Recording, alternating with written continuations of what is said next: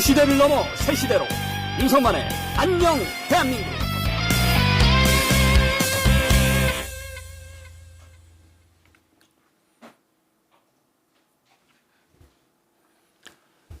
안녕하십니까. 윤석만의 안녕 대한민국 4월 8일 화요일 아침 방송 시작하겠습니다. 자, 대합빌딩에 계속 속속 대선 주자들의 캠프가 들어오고 있다는 소식입니다. 대합빌딩에는 한동훈 캠프가 지금 사무실을 준비하고 있고, 그리고 김문수 장관, 또 홍준표 시장, 홍준표 후보가 되겠죠. 그리고 유정복 시장, 유정복 후보도 들어온다고 합니다. 또 한 가지 흥미로운 소식은 여러분 이미 알고 계실지 모르겠지만 저희 뉴스엔진 스튜디오도 대합빌딩에 위치해 있습니다.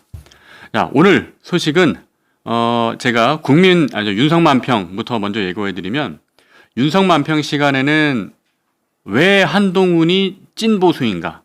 왜 한동훈이 진짜 보수인가? 그러니까 한동훈 대표에 대해서 친중이다, 좌파다 하는 이런 거짓 뉴스들이 있습니다. 이런 음모론을 퍼뜨리는 분들이 있는데 전혀 그렇지 않다. 이거를 말로만 친중 좌파 아니다라고 해서는 소용이 없어요. 팩트로 보여줘야 됩니다. 사실로서 상대방의 허황된 주장을 깨트려야 됩니다. 그래서 오늘 윤석만평 시간에는 우리 동료 시민 여러분께서 그런 거짓 뉴스를 팩트로 깨버릴 수 있는 그런 논리를 제가 일목요연하게 정리해 드리겠습니다. 그리고 그 표를 하나 제가 만들어 가지고 게시판에 올릴 거니까 그거를 많이 퍼뜨려 주십시오. 제가 어제도 한동훈이 이길 수밖에 없는, 한동훈이 이기는 10가지 이유라는 표를 만들어서 게시판에 올렸고, 그리고 왜 그런지를 설명을 제가 자세히 드렸죠. 그 내용 어제도 많이 퍼뜨려 주셨는데 오늘도 여러 군데 많이 퍼뜨려 주시기를 부탁드리겠습니다. 윤석만평 시간에 이 이야기는 다시 하겠습니다. 첫 번째 기사 보겠습니다. 자, 첫 번째 기사는 최민우의 시시각각 중앙일보 칼럼입니다. 최민우 중앙일보 정치부장이 쓴 칼럼이고요. 누가 무정치 상태를 끝낼까입니다. 자, 무정치 상태는 헌법재판소가 탄핵 결정을 내릴 때도 지적을 했죠. 그러니까 윤석열 전 대통령의 비상계엄도 문제지만 그 비상계엄을 촉발하게 만든 이재명 대표와 민주당의 어떤 다수당으로서의 횡포도 문제다. 똑같이 지적을 했단 말이에요. 그래서 그 부분에 대한 이야기를 중앙일보 최민호 정치부장이 썼습니다. 최 부장이 쓴 글 중에 일부를 제가 한번 살펴보겠습니다. 윤석열 대통령에 대한 이야기입니다. 돌이켜보면 윤석열 정부 3년은 그야말로 정치 증발의 시간이었다. 무엇보다 대통령 본인이 정치를 혐오했다. 야당은 물론 여당과의 정치도 외면했다. 이게 중요한 포인트예요. 세상에 대통령이 여당과의 정치도 외면을 하면 어떻게 합니까? 그죠? 그렇게 되면 본인이 이 문제를 자초한 것밖에 더 되겠어요? 자, 그러면서 총선 직후에 대통령실 핵심 관계자가 했다는 말을 이 기사에서 인용을 합니다. 자, 그러니까 대통령실의 핵심 관계자 이야기예요. 윤 대통령은 정치를 바라보는 자신만의 시각이 있다. 두루뭉술하게 회색 지대에서 타협하지 않고 나를 대통령으로 만들어준 사람이 요구하는 건 반드시 이루겠다는 의식이 강하다. 야당과 협상을 해서 주고받는 걸 하겠다는 생각이 없다. 설령 탄핵을 당할지라도 말이다. 이재명, 조국은 기본적으로 범죄자로 간주한다. 아무리 야당 대표라도 대화에서는 안 된다고 생각하는 듯 싶다. 맞습니다. 이재명, 조국 범죄자죠. 조국은 지금 이미 들어가 있고, 그 이재명 대표는 전과 사범이고 지금 12개의 혐의로 재판을 받고 있습니다. 그래서 과거에 전과 사범을 저질렀고 지금은 범죄 혐의 피의자의 신분입니다. 하지만 이재명 대표를 민주당의 대선 후보로, 그리고 이재명 대표를 당 대표로 만들어준 민심이 있지 않습니까? 그러니까 지난번 대통령 선거에서 윤석열 대통령과 그러니까 윤석열 후보와 이재명 후보의 득표 차이는 27만 표인가밖에 차이가 안 났어요. 30만 표가 차이가 안 납니다. 채. 그리고 당시 이재명 후보는 민주당 후보 중에서 역대 최다 득표를 했습니다. 그 얘기는 뭐냐면 윤석열 후보가 가까스로 이겼다는 얘기예요. 아마 0.7%포인트 차이인가 그랬던 것 같은데 가까스로 간신히 이겼어요. 자, 좋습니다. 이재명 대표 전과 사범이고 12개의 범죄 혐의를 받고 있는 피의자입니다. 그러나 대통령 선거에서 윤석열 후보보다 0.7%포인트밖에 차이가 나지 않은 사람이에요. 그 말은 윤석열 후보를 지지했던 사람만큼 비슷한 숫자의 국민이 이재명 후보를 뽑았다는 이야기입니다. 자, 이재명 개인은 범죄자라고 생각해서 대화를 안 할 수도 있어요. 하지만 국민의 절반은 이재명 후보를 지지했었고 그리고 민주당에서 당대표로 뽑은 사람입니다. 그러면 대화를 하는 게 맞습니다. 그러니까 이재명 개인과 대화를 하라는 뜻이 아니고 그 사람이 갖고 있는 그 사람으로 대표되는 국민과 이야기를 하라는 뜻이죠. 이재명 대표가 아무리 싫다고 해서 이재명 대표를 지지했던 국민까지 무시하고 넘어가면 그거는 대통령이 안 되죠. 대통령은 진보의 대통령도 보수의 대통령도 아니고 국민 모두의 대통령이어야 합니다. 그래서 선거 기간 동안은 아무리 치고받고 싸웠더라도 대통령이 된 다음부터는 대화를 해야 돼요. 그걸 안 하면 정치가 실종되는 겁니다. 그것이 오늘날의 비극을 불렀다고 생각합니다. 자, 이런 정치 실종의 시대를 분석하는 언론 기사들이 지금 많이 나오고 있어요. 그러면 언론에서는 지금 왜 이런 기사들이 많이 나오고 있느냐. 자, 대통령이 탄핵되는 어떤 참 비극적인 사태를 우리가 한 번 더 겪었습니다.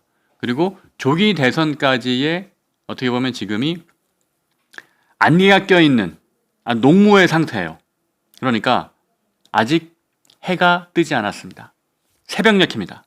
새벽녘에 짙은 안개가 쫙 껴있어요. 시계 제로예요. 앞을 볼 수가 없어요. 그런 상황이니까 지금 언론들은 분석을 하는 거예요. 왜 대한민국 정치가 이렇게 됐느냐? 그럼 앞으로 어떻게 가야 되느냐? 그래서 개헌 얘기도 나오고 뭐도 하는 거예요. 그러면 요걸 제가 20년 기자 생활했었던 또 논설위원으로 오래 있었던 제 입장에서 업계 얘기를 말씀드리면 지금 사실 이런 이야기 말고는 기사 쓸 게 많지 않습니다. 왜냐하면 국민의힘에서 제일 지금 관심사는 어떤 후보들이 나와서 누가 경선 출마 선언을 하고 할 거냐인데 아직 경선 출마 이렇게 대표적으로 선언한 사람들이 없잖아요. 그리고 좀 며칠 있어야 되잖아요. 그래서 그 기간 동안 이런 기사로 분석을 하는 상황입니다. 자, 다음 기사 보겠습니다. 한국일보 기사입니다. 거부권 탄핵, 죽어야 사는 시대에 갈 곳 잃은 정치. 자, 이게 무슨 뜻이냐 하면 여야가 서로 죽일 듯이 싸운다라는 이야기예요. 그죠? 그러니까 이것과 관련해서 헌법재판소의 탄핵 심판 때 문영배 소장이 이렇게 말을 했습니다. 선고 요지에 보면 이런 말이 있어요. 윤석열 대통령 물론 잘못입니다. 그러나 헌재는 이렇게 설명했습니다. 국회는 소수 의견을 존중하고 정부와의 관계에서 관용과 자제를 전제로 대화와 타협을 통해 결론을 도출하도록 노력했어야 한다. 피청구인 역시 국민의 대표인 국회를 협치의 대상으로 존중했어야 하지만 국회를 배제의 대상으로 삼았다. 제가 늘 하는 말입니다. 대통령과 국회는 서로 존중하고 협치를 해야 되는 사이예요. 그러면서 한동훈 대표도 이 얘기 자주 했죠. 87 헌법에 있는 정신을 무너뜨렸다. 절제 정치를 무너뜨렸다. 대통령이든 거대 야당이든 법률에 있는 권한이라 그래서 그거를 다 쓰라는 게 아니다. 그거를 절제하고 타협하고 대화하면서 협의를 이끌어온 것이 한국 정치의 핵심인데 그 절제를 하지 않고 막 폭주했다는 거죠. 그게 한동훈 대표의 문제의식이고 지적이지 않습니까? 헌법재판소도 그 이야기를 또 하는 겁니다. 소수 의견을 존중해야 된다. 이것도 한동훈 대표가 늘 하는 이야기죠. 자유주의의 원칙. 자유주의의 원칙은 내 의견만큼 상대 의견도 중요하기 때문에 아무리 다수의 결정, 다수결로 의사결정을 하더라도 그 결정에서 배제된 소수의 의견도 우리가 배려하고 존중해야 된다. 그게 정말 자유주의 원칙이거든요. 그걸 하지 않고 있다. 그 부분들이 오늘날의 한국 정치를 실종 상태로 만들었다는 겁니다. 그러고 보면 진짜 역대 이런 시절이 없었습니다. 야당은 30번이나 탄핵 시도를 하고 그리고 대통령은 25번의 거부권을 썼습니다. 이렇게 하면 무슨 정치를 하겠다는 겁니까? 윤석열 대통령은 비상계엄이라는 너무나도 큰 잘못을 저질렀어요. 너무나도 큰 잘못이에요. 회복할 수 없어요. 그래서 탄핵이 됐습니다. 그러면 우리는 물어야 됩니다. 그럼 이재명은? 그죠? 윤석열 대통령은 이제 정리가 됐잖아요. 윤석열 대통령은 탄핵 심판을 받고 파면이 됐잖아요. 그럼 윤석열 대통령이 했던 정치 실종 이 부분은 이제 깔끔하게 정리가 됐어요. 클리어 됐어요. 그러면 그 반대축에 있었던 이재명은 어떻게 됩니까? 예전에 김어준 씨가 이명박 전 대통령의 이제 BBK 문제, 뭐 다스 이런 거 할 때 유행시킨 말이 있어요. 그럼 다스는 누구 겁니까? 이런 말 유행했단 말이에요. 그러니까 모든 뭐 대화의 말미엔 그걸 갖다 붙이는 겁니다. 그럼 우리는 뭘 해야 되냐? 그럼 이재명은 어떻게 할 겁니까? 그럼 이재명은 누가 심판할 겁니까? 그럼 이재명의 재판은 어떻게 되는 겁니까? 이재명의 무죄 유죄 결정은 어떻게 되는 겁니까? 대법원 3심은 언제 나오는 겁니까? 그 12개의 혐의 받고 있는 것들 아마 일반 국민 같았으면 뭐 한 개의 혐의만 가지고 재판을 받아도 지금 이재명 대표처럼 저렇게 왕과 같이 재판 그 뭐 증인 부르는데 나가지도 않고 그렇게 절대 못할 거예요. 그런데 이재명 대표는 그 180석에 가까운 거대 야당을 자기를 아버지로 떠받드는 그 일극 체제의 왕 노릇을 하고 있으니 그 사법부가 저렇게 제때 증인으로 부르지도 못하고 결정도 판결도 빨리 못 내리고 한다는 의혹을 받는 거 아닙니까? 그럼 이재명은 어떻게 할 거예요? 여태까지 윤석열 이재명이 그렇게 싸우면서 대한민국 정치를 망가뜨려 놨는데 좋아요. 윤석열 전 대통령은 이미 파면됐어요. 그럼 이재명은 어떻게 되는 겁니까? 이재명은 우리는 이 이야기를 계속해야 됩니다. 그죠? 왜? 둘이서 그냥 엄청 서로 죽일 듯이 싸워서 한국 정치를 이렇게 실종 상태로 몰아갔다. 한 명은 그 책임을 지게 됐다. 그럼 다른 한 명도 책임을 져야죠. 그죠? 그 부분에 대해서 우리는 문제 제기를 계속해야 됩니다. 물론 법원의 선고로도 책임을 져야겠지만 우리는 그 전에 선고에 기대서는 안 됩니다. 선고가 아니라 선고로 이겨야 합니다. 자, UFC에 유명한 격투기 선수가 있어요. 데이나 화이트라고 아주 유명한 격투기 선수예요. 그 격투기 선수가 뭐라고 말했냐면 진짜 선수는 진짜 프로는 심판의 결정에 따라서는 안 된다. 무슨 말이냐면 심판의 결정이 나기 전에 판정승 이런 거 하기 전에 경기장에서 끝내야 한다.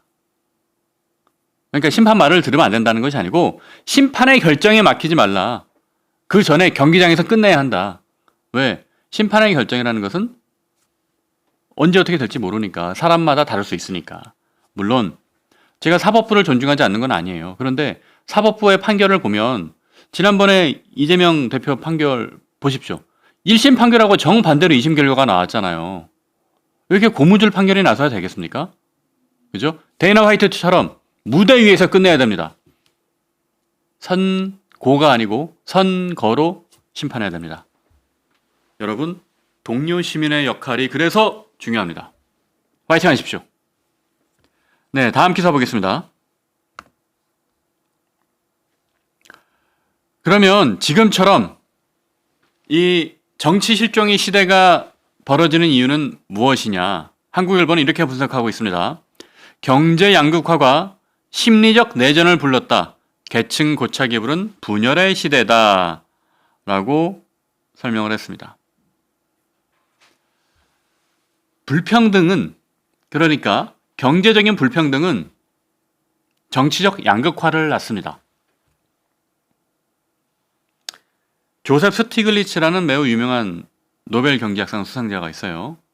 이 사람이 쓴 책 중에 불평등의 대가라는 책이 있습니다.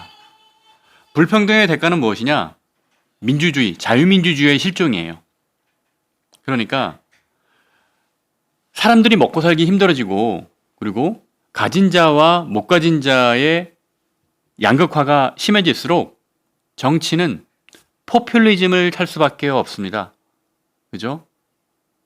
가지지 못한 자들, 어려운 자들, 힘든 자들을 선동해서 포퓰리즘으로 갈 수밖에 없는 거예요. 우리가 중산층이 두터워야 한다는 얘기를 하잖아요. 그게 왜 필요하냐면 아담 쉐보로스키라는 유명한 정치학자가 그런 말을 했어요. 민주주의를 위해서는 중산층이 필요하다. 이건 실증적으로 증명된 명제입니다. 증명된 가설이에요. 증명된 가설이니까 이제는 명제가 된 거죠.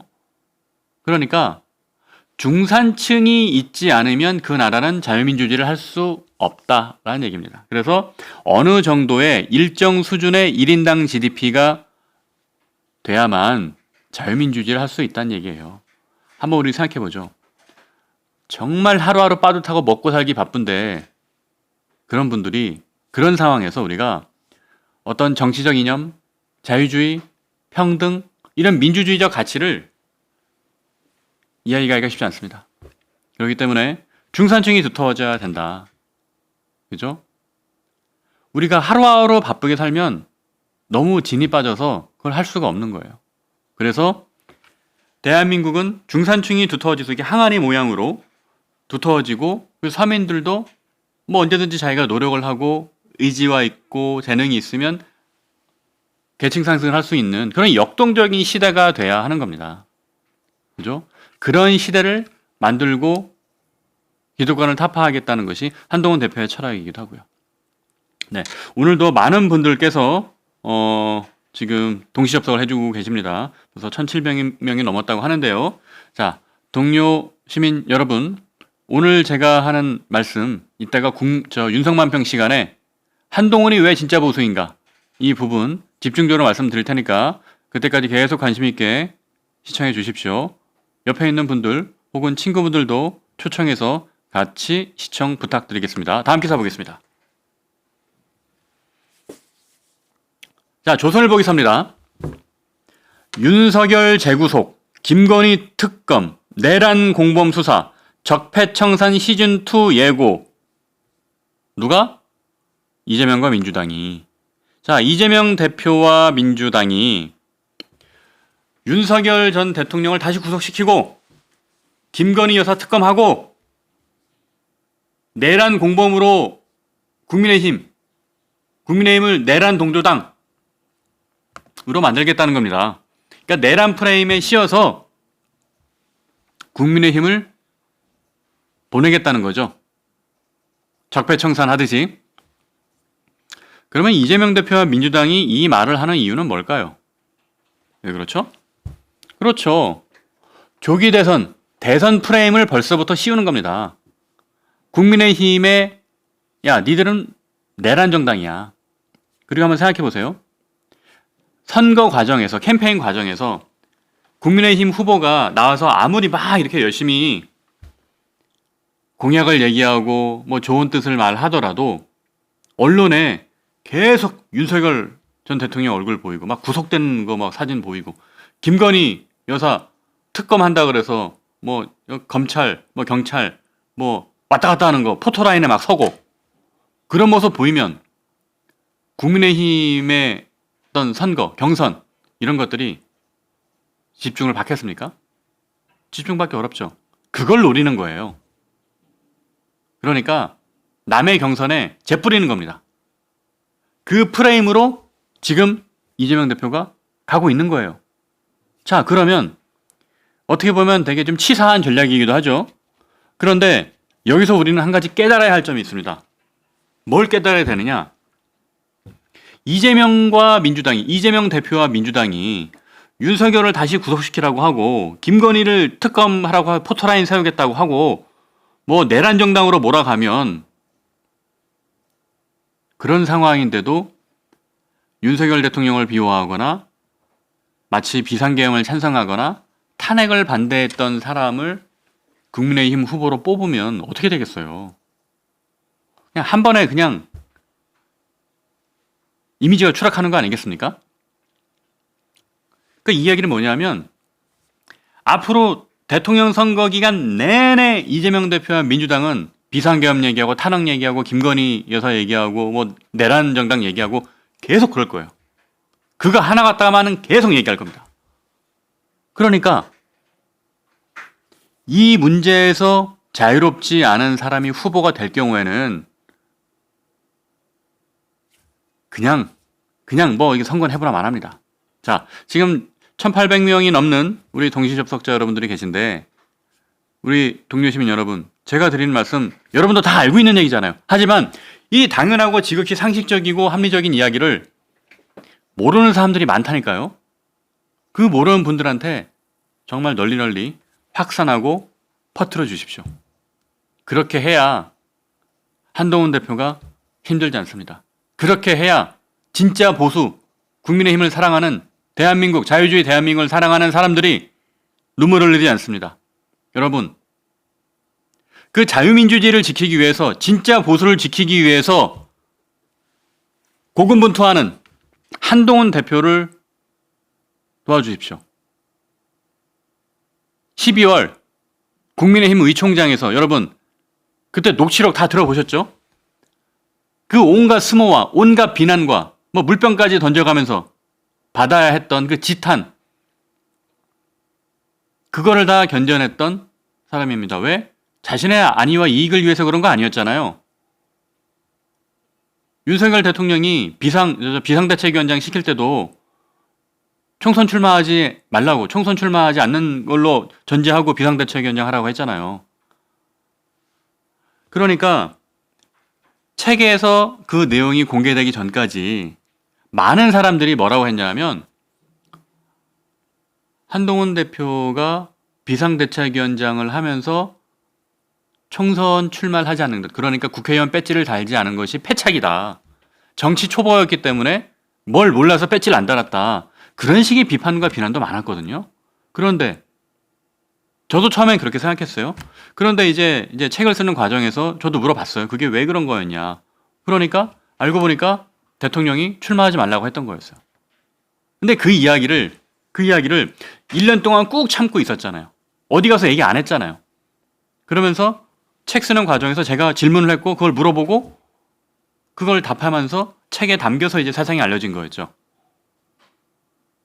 아마 보통 사람들 같았으면 달랐을 거예요.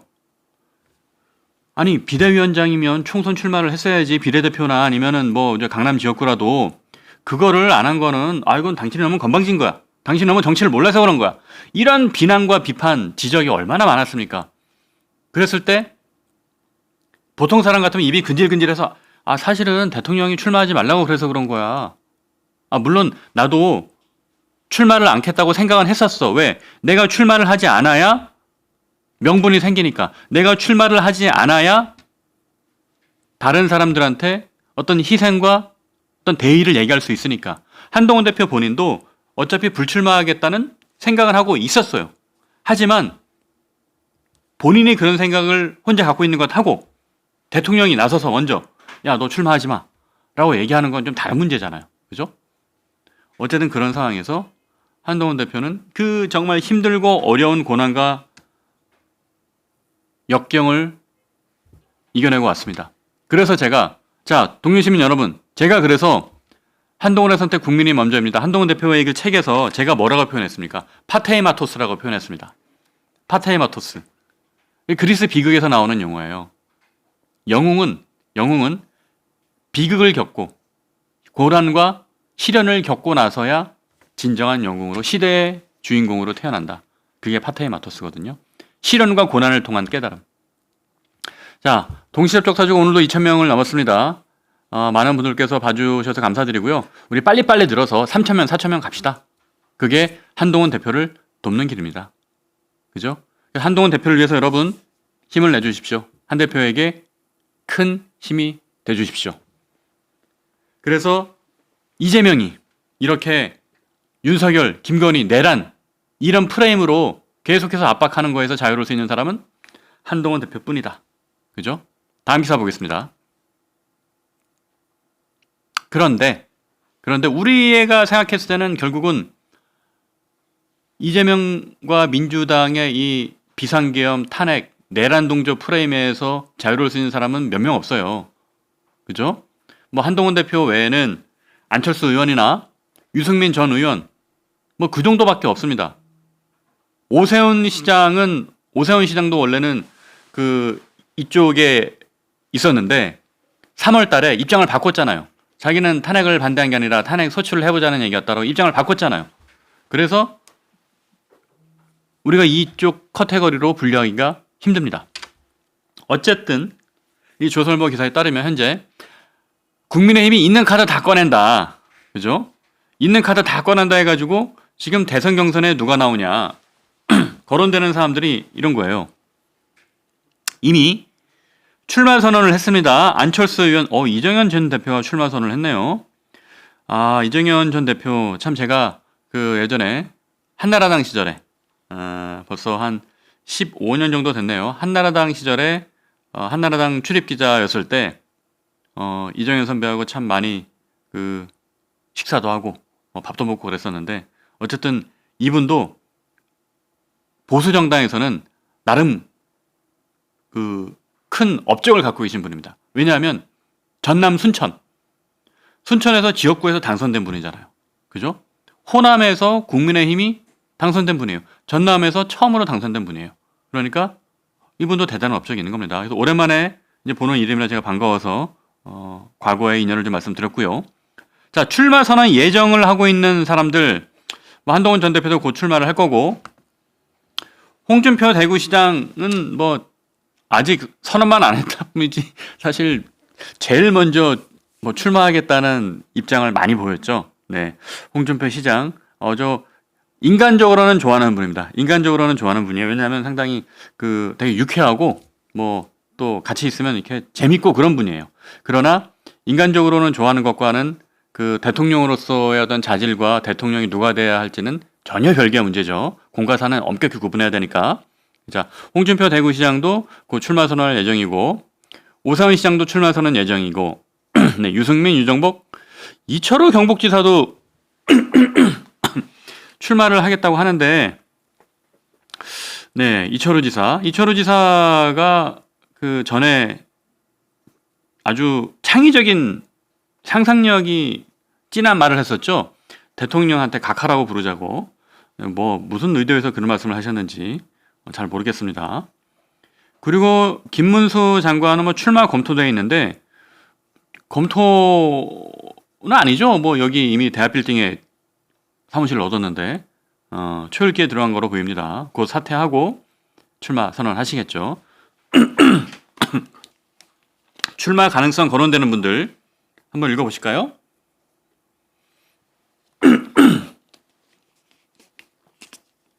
나경원 의원, 원희룡 전 장관, 윤상현 의원. 아마 한덕수 대행은 그냥 자천은 아닌 것 같고 타천으로 그냥 얘기가 나오는데 한대행의 출마 가능성은 없다고 보셔도 됩니다. 네, 왜냐하면 지금 권한대행으로서 이제 본인이 이 선거를 안정적으로 이끌어가야 된다는 생각이 더 강하신 분이고 한덕수 총리의 가장 큰 장점은 뭐라 그럴까요? 상당히 정세 파악에 능하고 현실을 객관적이고 냉정하게 보시는 분입니다. 어떤 특정 정파와 이념에 치우쳐 있는 사람이 아니에요. 그래서 뭐 김대중, 노무현, 뭐 이명박 쭉 여러 정권이 계속 바뀌었지만 매 정권마다 실세를 하셨잖아요. 네, 매 정권마다 요직을 하셨습니다. 거의 모든 정권에서 이야기는 어떤 특정 이념과 그런 거에 치우쳐 있거나 뭐 모났거나 그런 사람이 아니고 상당히 냉정하고 객관적으로 현실을 보는 사람이다. 그래서 자기의 역할을 매우 잘 알고 있다. 그래서 절대 출마하지 않는다. 이건 제가 장담드립니다. 자, 그렇게 해서 이렇게 이제 경선에 누가 나오나 이야기가 나오고 있지만 우리는 답정너죠. 정답은 있죠. 우리 뉴스엔진 정답은 없지만 대선 후보는 다음 대통령은 정답은 있습니다. 그죠? 그 이야기를 많은 분들께 확산시켜 주십시오. 자, 이제 윤석만평 시간입니다. 네, 윤석만평을 첫 번째로 기사 하나 보면서 말씀 나눠볼게요. 네, 이거는 그 기사 잠깐 띄워주시겠습니까? 이투데이의 기사인데, 네, 오늘 윤석만평에서는 제가 그 한동훈 대표가 왜 진짜 보수인가, 그죠? 왜 진짜 보수이고 친중 그리고 좌파 이런 거짓 뉴스의 프레임에서 벗어나야 하는가를 말씀드린다고 얘기를 했잖아요. 그래서 그 이야기를 하는 과정에 제가 이투데이에서 오늘 아침에 나온 기사입니다. 이투데이에서 나온 뭐 아주 재밌는 기사가 하나 있어가지고 요거 하나 소개를 해드리고 넘어갈게요. 뭐냐 하면 요새 뭐 챗GPT 같은 생성형 AI가 되게 인기지 않습니까? 이런 AI에 인공지능에다가 그동안에 뭐 갤럽이라든가 리얼미터라든가 이런 여론조사 결과를 한 3주치인가 4주치인가를 싹 다 넣어가지고 AI가 예측을 한 거예요. 자, 지금 표가 떴습니다. AI한테 물어본 거예요. 국민의힘의 최종 후보는 누가 될 것이냐? 국민의힘의 경선 룰에 따라 돌려봤을 때 누가 최종 후보가 되겠냐 AI에 물어봤더니 1등이 한동훈 대표예요. 자, 경선 룰이 당원과 여론 비율이 70대 30이냐 50대 50이냐 비율을 어떻게 하더라도 28% 한동훈 대표 1등입니다. 이거는 뭐 객관적으로 AI가 그냥 알아서 분석한 겁니다. 그러니까 사람의 바이어스가 들어간 게 아니에요. 있는 그대로의 통계와 데이터를 가지고 인공지능에 넣고 물어봤더니 후보 선출 확률이 한동훈 28% 1등입니다. 홍준표 23% 또는 21%. 뭐 평균 되면 한 22% 되겠네요. 그리고 3등은 김문수와 오세훈이 좀 바뀌어요. 경선룰을 어떻게 하느냐에 따라서. 그러니까 여론조사 비율을 높이면 오세훈이 3등이고 당원 비율이 높으면 김문수가 3등이에요. 뭐 그 밑에는 뭐 별로 중요하지 않습니다. 그러다 보니까 결론은 뭐다? 한동훈 대표 1등이다. 네.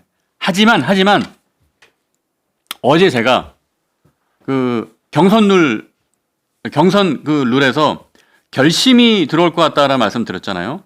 4명에서 2명 압축하고 그리고 국민의힘 선거관리위원회 선관위원들 면면을 보아하니 한동훈 대표에게 유리한 그런 선관위원들의 면면은 아니에요.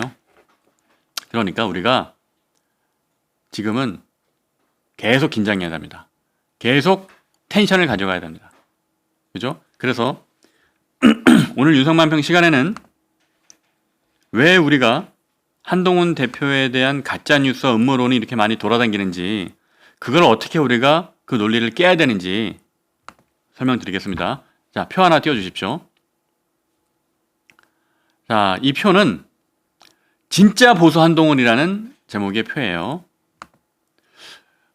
이 표는 우리 뉴스엔진 게시판에 이 표를 올릴 겁니다. 올릴 테니까 어제 올렸던 한동훈이 이기는 10가지 이유 그 표와 함께 세트로 해서 이 표도 같이 확산시켜 주세요. 자, 오늘 동시 접속자 수는 2,300명, 어제보다 좀 더 늘었습니다. 네, 이렇게 2,300명, 뭐 3,000명, 4,000명 금방 가시죠. 자, 여러분의 힘이 필요합니다. 그래서 지금 올려드리는 이 표를 전국에 뿌려주십시오. 왜?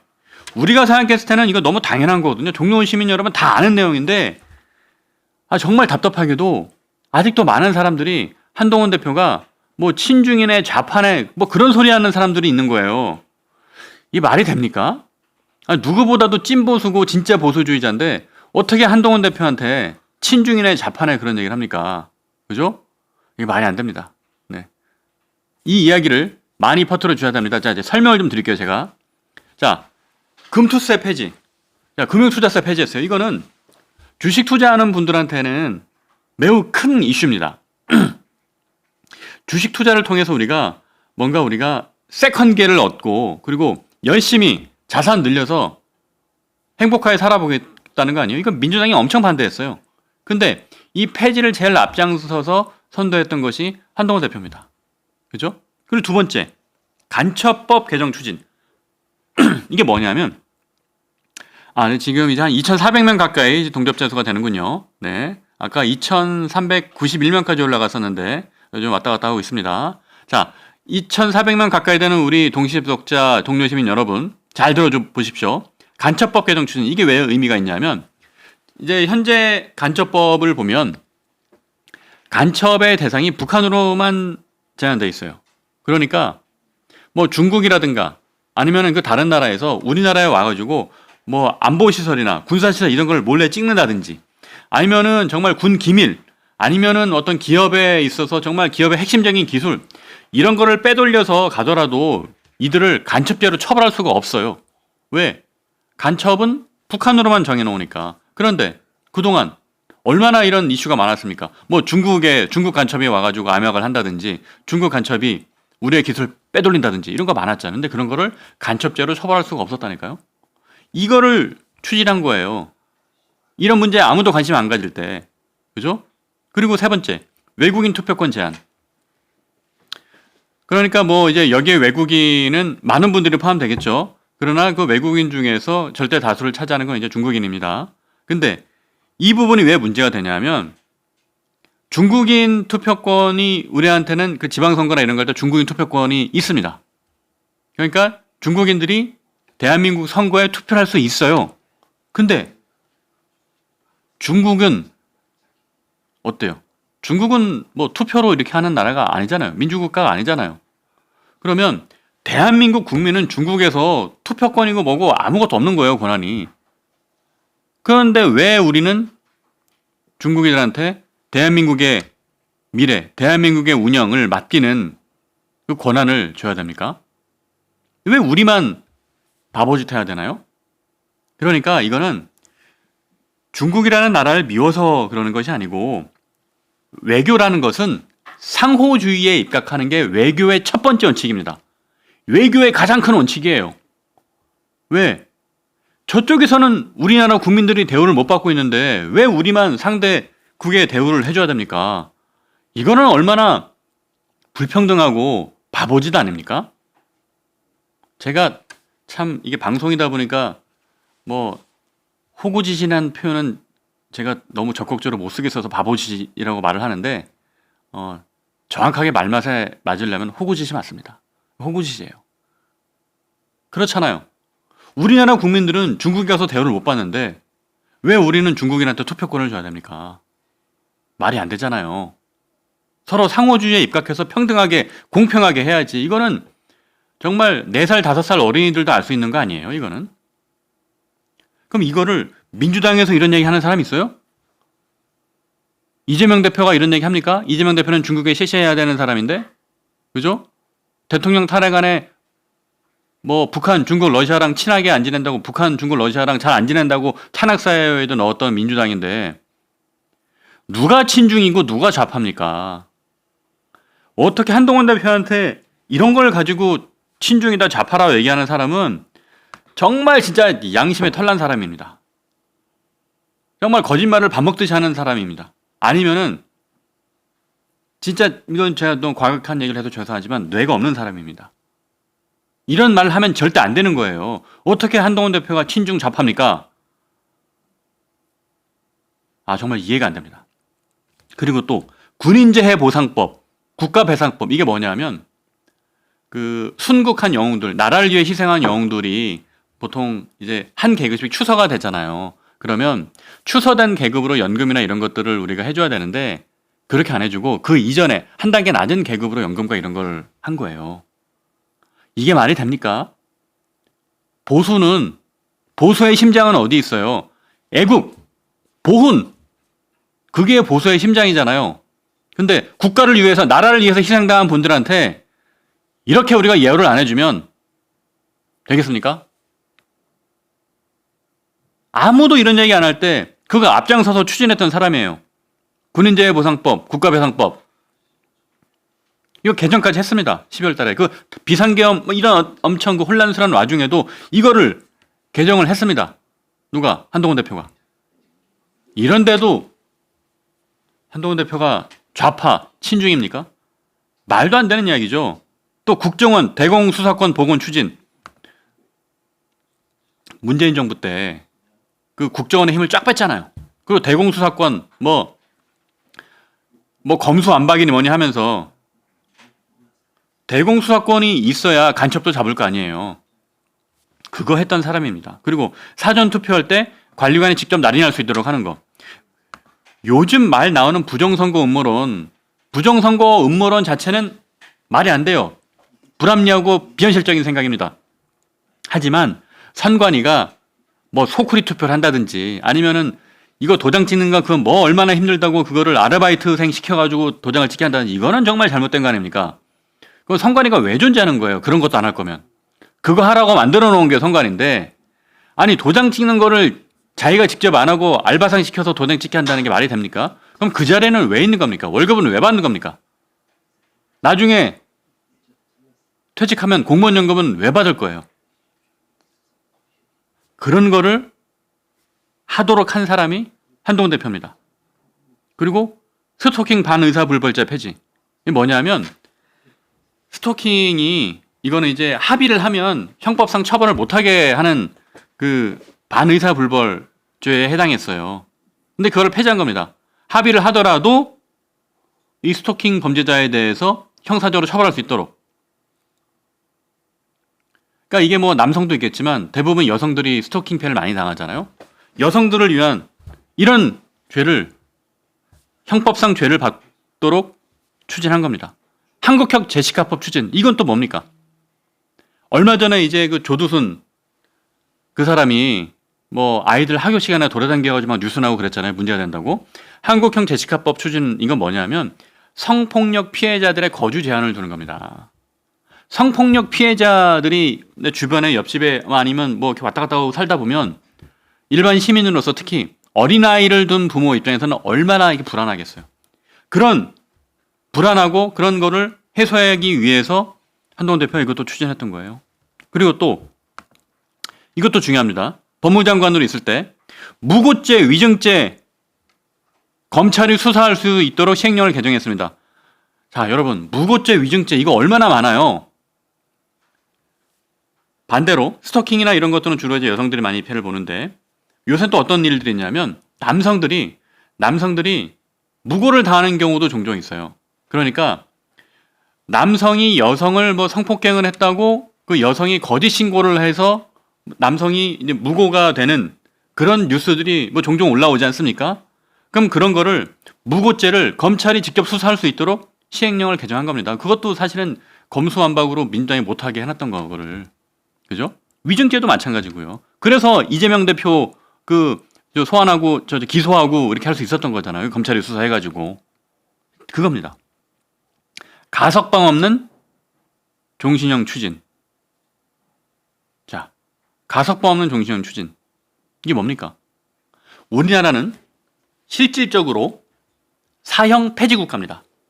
이게 뭐냐면 사형수들이 있지만 김영삼 정부에서 마지막 사형이 집행된 이후에 사실상 사형을 폐지하지 않고 있어요.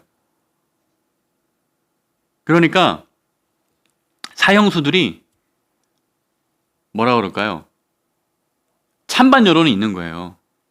그냥 평생 저기서 그냥 죽을 때까지 그냥 편안하게 산다. 이런 여론도 있고. 그죠?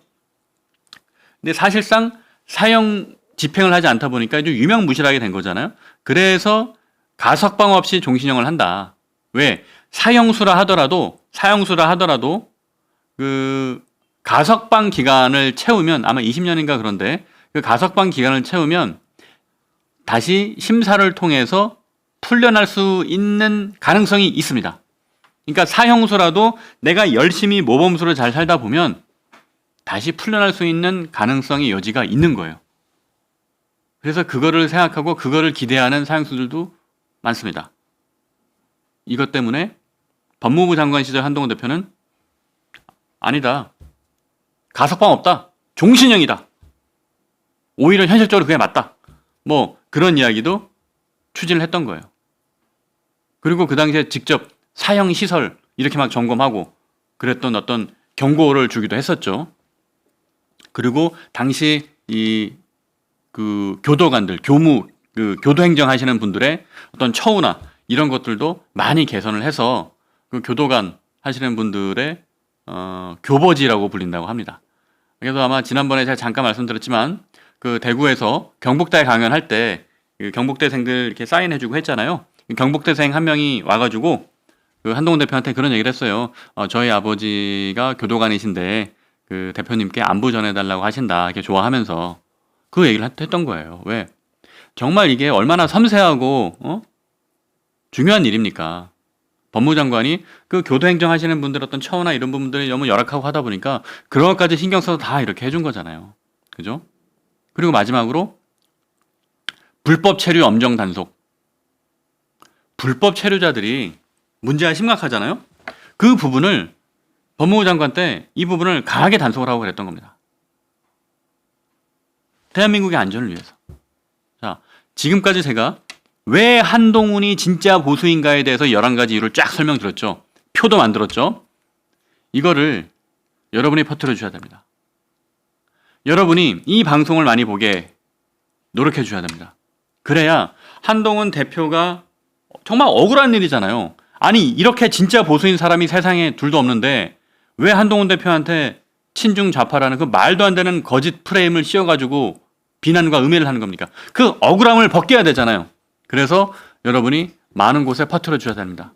지금 2,300명의 동시접속자 여러분께서 보고 계주시는데 이분들 오늘 한 분당 10사람씩만 이 이야기를 전파 꼭 부탁드릴게요. 그렇게 해야 한동훈 대표가 외롭지 않습니다. 그렇게 해야 한동훈 대표가 이길 수 있고요. 그렇게 해야 보수와 국민의힘이 이길 수 있습니다. 그렇게 해야 이재명 대표로부터 이재명과 민주당으로부터 대한민국 자유민주주의를 지킬 수 있습니다. 시청자 의견 들어보겠습니다.